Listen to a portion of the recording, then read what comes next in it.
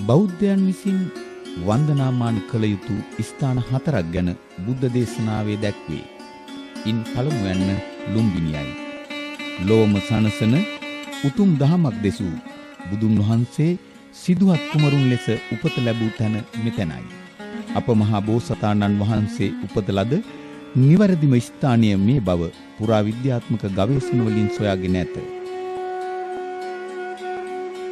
සිදුහත් කුමරුන් මහා මායා දේවියට තුරුළුව කිරි උරා බොන දසුන රැගත් මූර්තිය, සෙල්ලිපිය සහිත අශෝක කුළුණ, අප මහා බෝසතුන් බිහි වූ මොහොතේ මහා බ්‍රහ්මයා විසින් රන් දැලින් පිළිගත් ආකාරයේ දැක්වෙන සෙල්මුවා ප්‍රතිමාව, සිදුහත් උපතින් පසු ප්‍රථම වරට ස්ථානය කළ බව කියවෙන පොකුණ විශේෂිත ස්ථාන වේ. හින්දු බැතිමතුන් විශාල වශයෙන් ඇදී එන්නේ ලුම්බිනියේ ඇති මායා කෝවිලටය.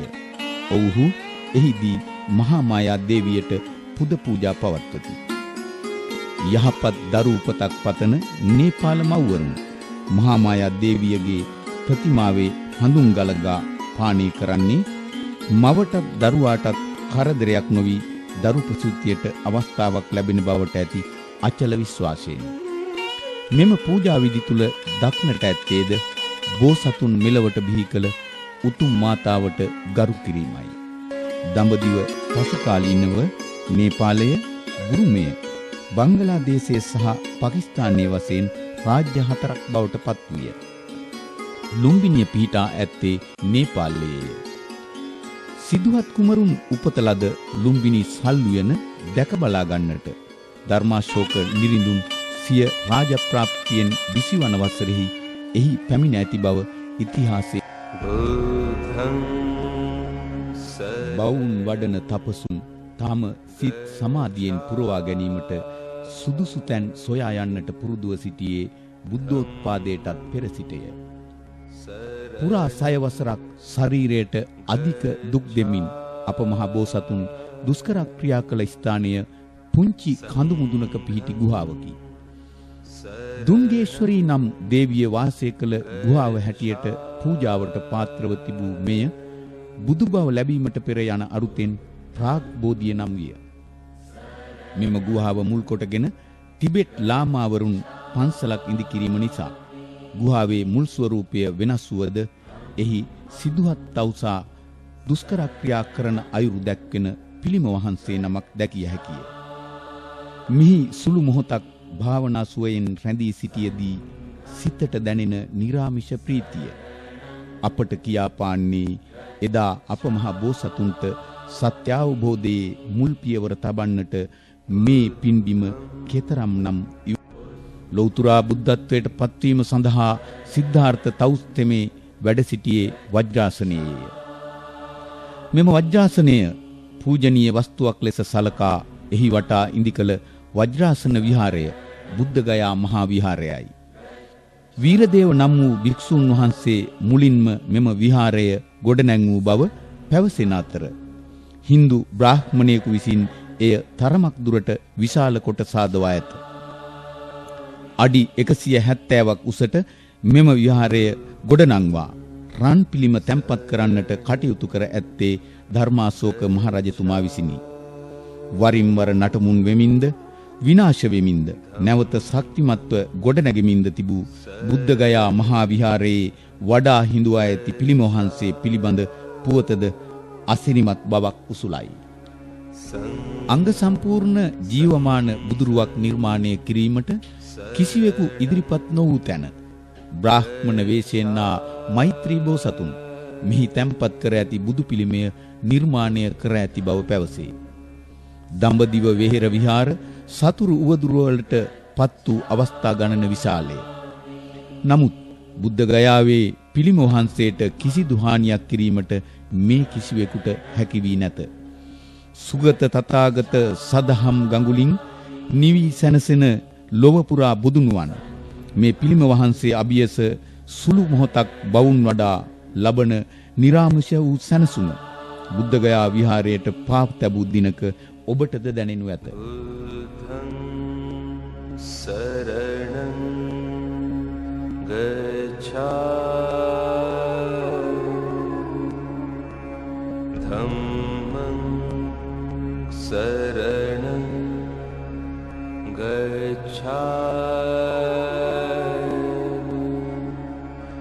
संघं शरणं गच्छामि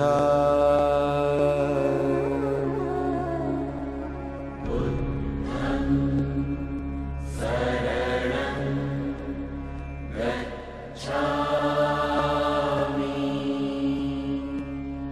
धम्मं शरणं गच्छामि संघं शरणं गच्छामि बुद्धं එක් පසකින් වරුණ නදියයි අනෙක් පසින් අස්සි නදියයි. ඒ අතර පිහිටි නුවර බරණැස් නුවරයි. ප්‍රථම ධර්ම දේශනාව දේශනා කළ බුදුන් වහන්සේට පස්වග තවුසන් සම්මුඛ වූ ස්ථානයේ ධර්මාශෝක නිරිදුන් නිදි කළ චෛත්‍ය සම්මුඛ චෛත්‍යයයි.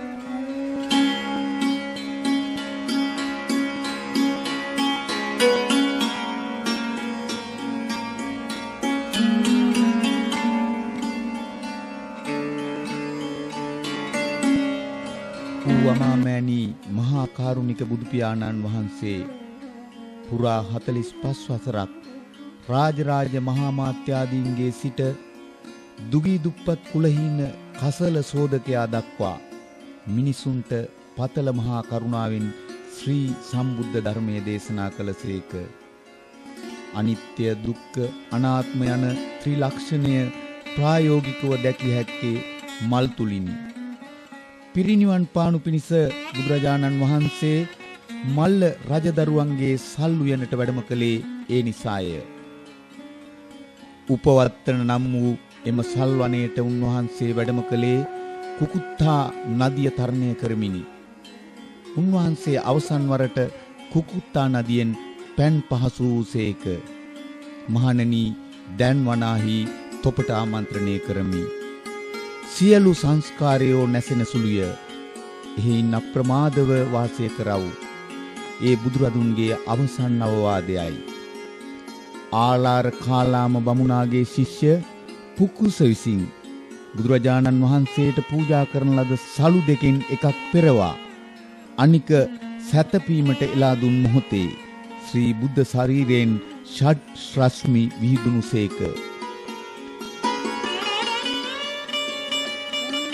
බුදුරජාණන් වහන්සේ පිරිනිවන් පෑ ස්ථානයේ සල්ගස් දෙක අතර උන්වහන්සේගේ ශ්‍රී ශරීරය තරමටම සාදන ලද පිළිම වහන්සේ නමක් සහිත විහාරගයකි. උන්වහන්සේ පිරිනිවන් පාවදාලේ මේ දැන් යයි සිතෙන තරමට උණුසුම් බවක් මේ පිළිම වහන්සේ තුල ගැබ් වී ඇත. ශ්‍රී නේත්‍ර යුවල ශ්‍රී පතුල් 80ක් සිදී තිබෙන ආකාරයට නිර්මිතය. සිරිපතුල් පුපුරා ගොසිනි. මේ පිළිම වහන්සේ නරඹන බොහෝ අය දැඩිසේ ශෝක භරිත වෙති.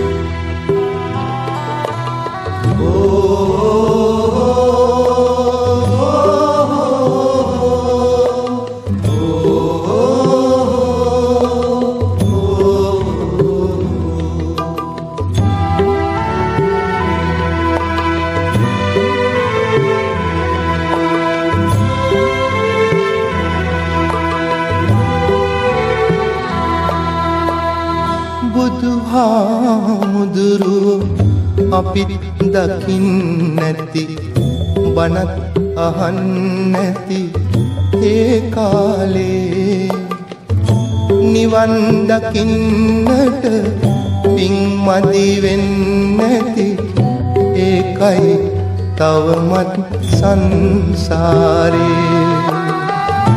නිවන් දකින්නට පිං මදි වෙන්නැති ඒකයි තවමත් සංසාරේ